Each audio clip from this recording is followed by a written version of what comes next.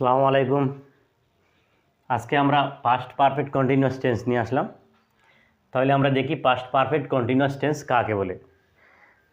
Answer: অতীতে কোনো একটি কাজ আরম্ভ হইয়া অন্য একটি অতীতের কাজের পূর্ব পর্যন্ত চলিতেছিল এমন বুঝাইলে পাস্ট পারফেক্ট কন্টিনিউয়াস টেন্স হয়।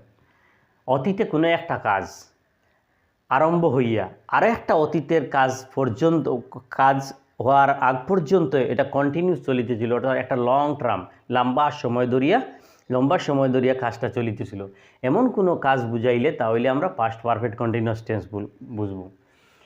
পাস্ট পারফেক্ট কন্টিনিউয়াস টেন্সের অ্যাফার্মেটিভ স্ট্রাকচারটা হলো গিয়ে সাবজেক্ট থাকবো, তারপর অক্সিলারি বার হেড বিন থাকবো, মেইন বার ওয়ান থাকবো, অর্থাৎ গো থাকলে গোয়িং, রাইট থাকলে রাইটিং, ওয়াক থাকলে ওয়াকিং, এরকম থাকবো। তারপরে অবজেক্ট থাকবো, তারপরে সিন্স, ফর প্লাস আদার, তারপরে আদার্স থাকবো। আদার্সের আমি ব্যাকেটও দিছি, মানে টাইম পাস্ট, অর্থাৎ যে আদার্সটা যে উল্লেখ থাকবো, যে সময়টা উল্লেখ করা থাকবো বা টাইমটা থাকবো, এটা অতীতকালের কোনো একটা টাইম, পাস্টের অতীতের টাইম হইতে। তাহলে আমরা এক্সাম্পলগুলো দেখি।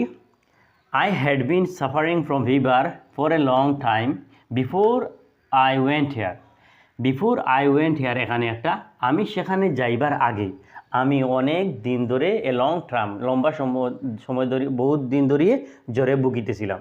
দেখো, আমি সেখানে যাইবার পূর্বেই এই কথাটাও ফার্স্টের, এবং আমি জ্বরে ভুগিতেছিলাম এটাও ফার্স্টের।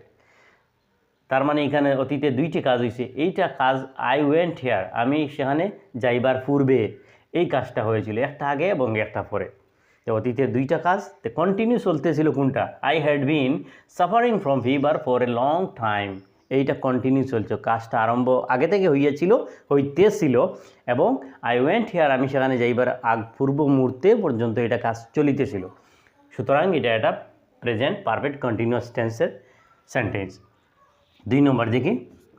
Raju had been living in Mumbai for 2 years। Raju মুম্বাইয়ের মধ্যে 2 বছর ধরিয়া বাস করিতেছিল। বিফোর হি ডাইড, মানে সে মরার আগে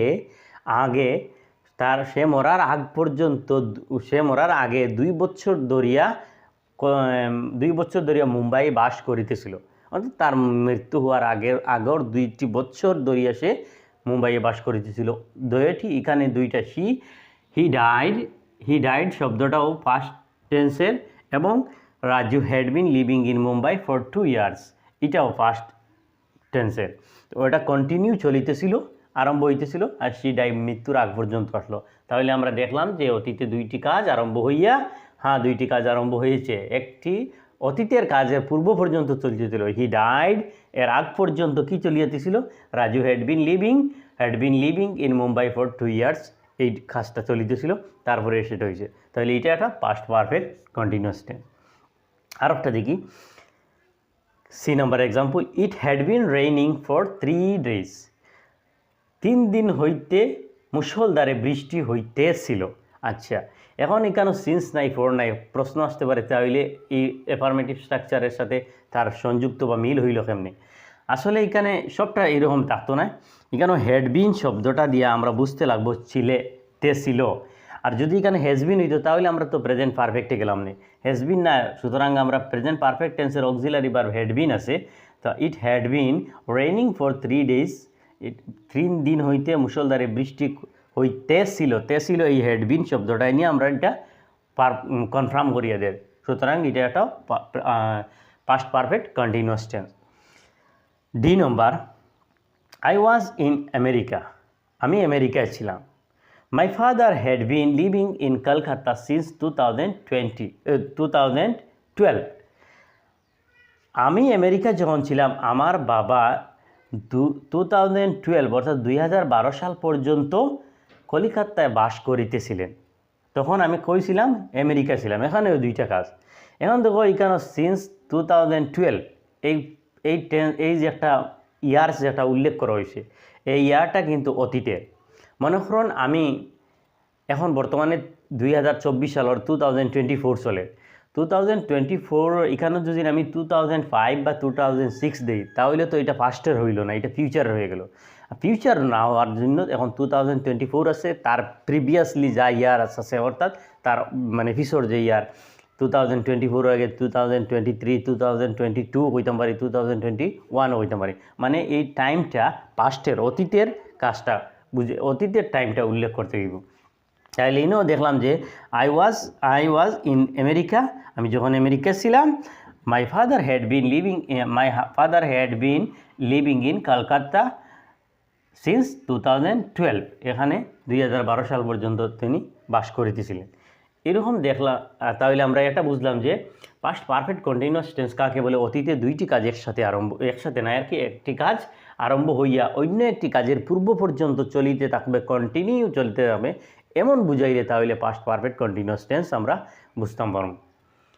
আশা রাখি পাস্ট পারফেক্ট কন্টিনিউয়াস টেন্সটা বোঝা গেছে। এখন আমরা দেখি পাস্ট পারফেক্ট কন্টিনিউয়াস টেন্সের affirmative, negative, interrogative and question word interrogative স্ট্রাকচারগুলো কীরকম থাকবো। তাহলে দেখি পাস্ট পারফেক্ট কন্টিনিউয়াস টেন্সের affirmative, negative, interrogative and question word ইন্টারগেটিভের স্ট্রাকচারগুলো। অ্যাফার্মেটিভ স্ট্রাকচার থাকবে সাবজেক্ট, তারপর হ্যাড বিন, তারপর মেইন ভার্ব ওয়ান সাথে আইএনজি অর্থাৎ প্রেজেন্ট ফর্ম ওয়ান থাকবে, তার সাথে ING plus object plus since, for or others. Negative থাকবে, সাবজেক্ট থাকবে, তারপরে হেড থাকবে, তারপরে নট, তারপরে বিন। কখনো কখনো আমরা এরকম দেখি প্রায় স্টুডেন্টে করলে হেড বিন নট, এরকম নয়, হেড প্লাস মিডিলে হারাইবে নটটা, তারপরে বিন, সাবজেক্ট হেড প্লাস তারপরে নট, তারপরে বিন, তারপরে মেইন ভার্ব ওয়ান সাথে ING plus object since, for, তারপর আদার্স আফটার একটা ফুল স্টপ। ইন্টারগেটিভ হেড, তারপরে সাবজেক্ট, তারপরে বিন, তারপরে মেইন ভার্ব ওয়ান, তার সাথে ING plus object plus since, for, others, question mark. Interrogative question যে কোনো কোয়েকশন ওয়ার্ড থাকতে পারে, বা কোয়েকশন ইন্টারগেটিভ কোয়েকশন এরকম একটা থাকবো, কোয়েকশন ওয়ার্ডের একটা থাকবো, তারপরে হেড থাকবো, তারপরে সাবজেক্ট থাকবো, তারপরে বিন থাকবো, তারপরে ভার্ব ওয়ান থাকবো, সাথে ING plus object plus since, for, others. কখনো কখনো আবার সিন্স ফর নাও থাকতে পারে, সিন্স ফর হয়ে কখনো কখনো আদার্স নাও থাকতে পারে। আমরা এইগুলো আবার হেডবিন এবং হেডবিন থেকে আমরা এটা আইডেন্টিফাই করতে লাগবো, এটা অতীতকালের কীরকম আসে। আশা রাখি বোঝা গেছে।